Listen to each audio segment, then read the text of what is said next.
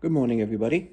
2 years ago, just about now, I wanted to get back into drumming after taking a hiatus for a while. And I was looking around and I found a great deal on a set of Ludwig Back Beat silver sparkle drum set. Was 5 piece. It had a snare, two toms, a bass, and a floor tom. It came with a cymbal stand, a cymbal, a hi-hat stand, and hi-hats, and a drum throne. I paid $100 for the whole kit, and I had been out of drumming for a while. I didn't really remember much about it, but this was an entry-level set, and I had forgotten all about cymbals and things like that. These were the stock kit cymbals that came with it, and looking back at it, it just was real junk.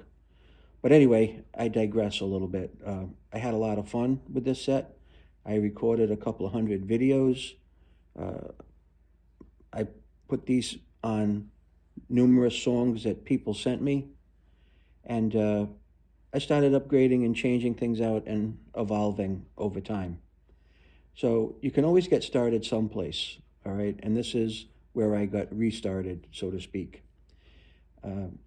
Well, check it out. In this case, in this video here, I actually tuned these drums up, and just want to see what you think of them.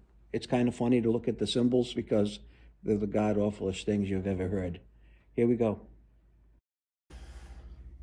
Okay, so we did just rotate these heads in the direction that I wanted to have them. And the bass drum is fine because that's on the outside straight up, the logo. Snare drum's okay, floor tom's okay. This one actually came out pretty good just by just a little hand tightening. All right, that sounds pretty good. But in tuning a drum, the important thing with tuning a drum, okay, is that you don't just tune for the sound. Well, you do tune for the sound, but the tension all the way around the head should give you the same tone no matter where you hit it. So I'm going to go around the rim, I'm going to hit it. I'm going to hit the head where the lugs are, and we'll see if that tone changes at all.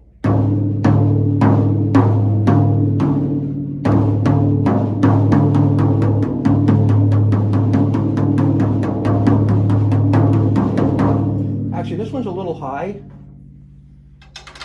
Just going to back that off just like an eighth of a turn. That one actually sounds pretty good. If we take down here and take a look at the floor tom, we'll just hit that.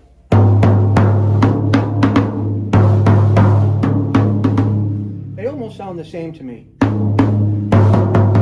So we're going to loosen that floor tom just to here, maybe an eighth of a turn all the way around. And I'll do this with the other key, what I'm going to call the manual key, not the spinner key. I just want a little deeper tone on this because it's a bigger drum. Right? That's good now.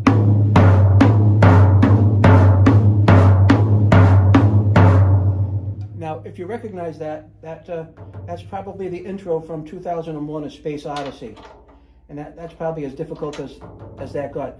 Now I have a little, I don't know if you can see it or not, but I'll take you down and try to show you. I probably can't show you, but when you take a look at the heads under the light, there's some cases where you're going to see they're all tight. That one little section is a little loose or wrinkly. And that's going to just need a little bit of love there, okay? Just a little bit.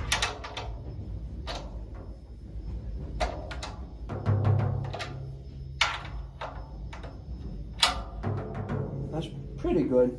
I still see a little wave in it.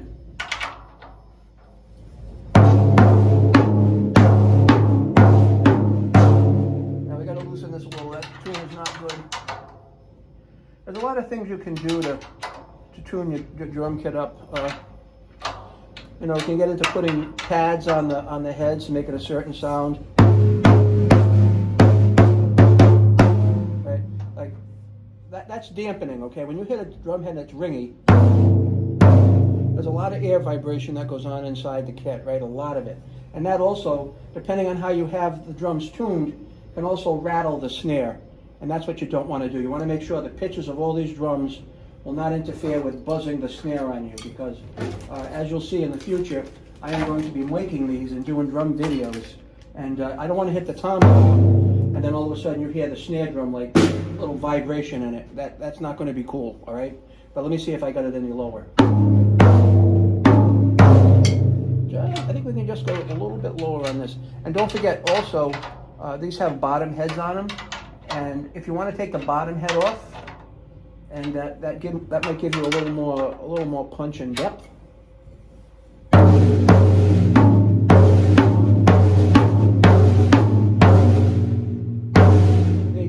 You can hear that.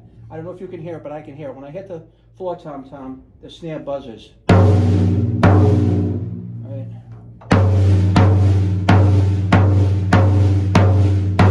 There's a little bit of the snare. That's a little bit of the snare rattling under the drum, okay? And that means we'll probably have to bring that drum up a little bit in pitch, okay, just a little bit. That one was loose. Like I said, I haven't checked these out yet. I kind of just wanted to get the heads aligned. And this way you can also feel the lugs, make sure they're equally tight.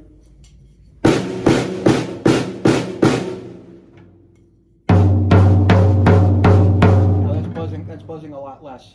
All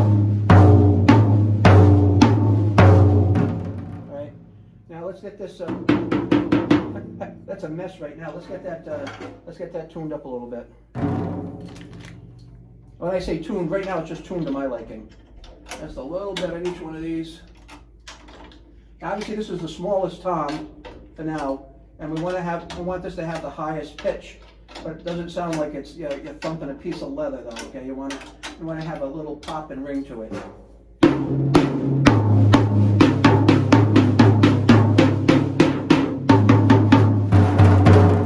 Yeah, I think that's kind of what we're looking for.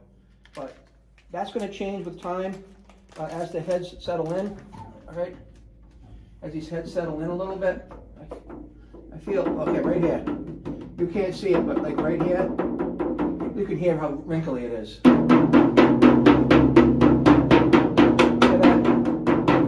It definitely needs to come up a little bit and pitch, and to tighten the head up more. But you got to have the tight head on these because it's going to just sound sloppy. So I can actually see the wrinkle in here when I look at it under the light, and I took it right out.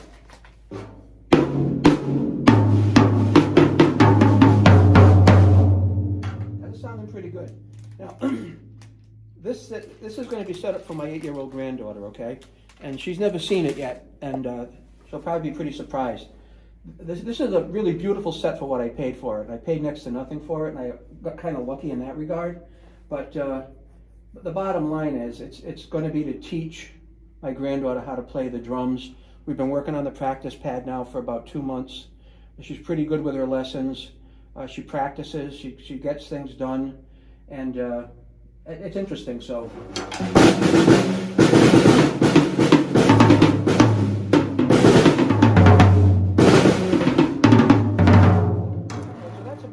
that's about it on this video here.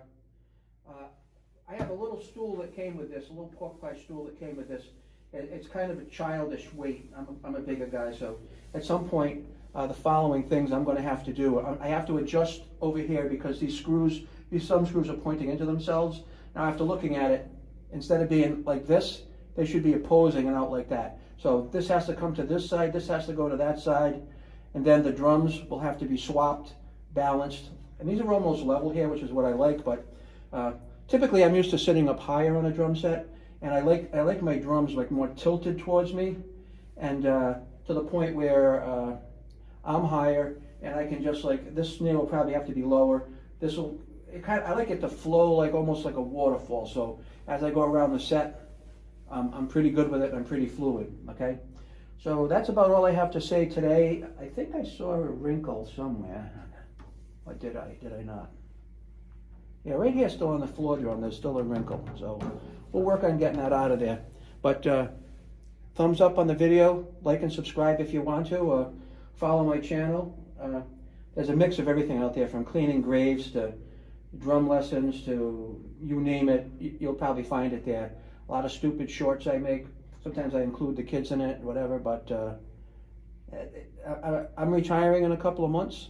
I've been playing the drums now for, I don't want you to laugh at this, but 62 years. I started playing the drums when I was 4 years old. And I came home from school, not school, but I came home in the house one day and my dad had bought me a Ludwig set.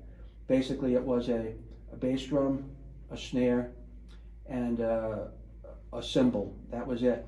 And I went to town on that and I loved it. And I took lessons for a long time and I played professionally for a long time. And you know, when you get married, things slow down a little bit, but I've been out of it for, you know, a while.